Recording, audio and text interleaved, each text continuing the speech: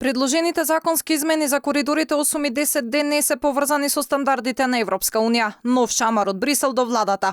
Додека власта се правда дека ги турка законите со европско знаменце за да нема блокада од опозицијата, Европската комисија го повтори ставот. Употребата на скратени процедури не треба да се користи за прескокнување на јавна дебата. Во овој случај предложените закони не се поврзани со согласување на ваквите стандарди. Ние изразивме нашата загриженост на националните власти и побаравме дополнително разјаснување. Употребата на скратени процедури треба да биде ограничена и да се користи само во случај за напредување на реформската агенда во врска со ЕУ.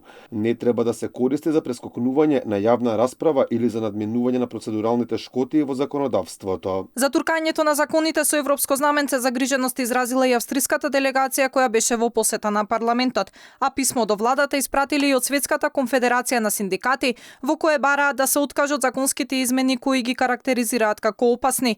Тие даваат поддршка на нивните македонски колеги и предупредуваат дека е недозволиво власта да бара легализација на експлоатација на трудот. Владеачкото мнозинство сепак ги турка скандалозните законски измени. Попусти се апелите и критиките на опозицијата дека не смее да се дозволи работната недела да изнесува дури 72 часа.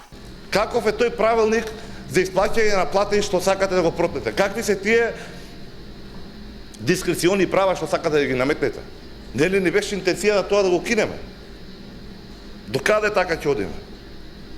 Јас сметам дека сите граници се поминати.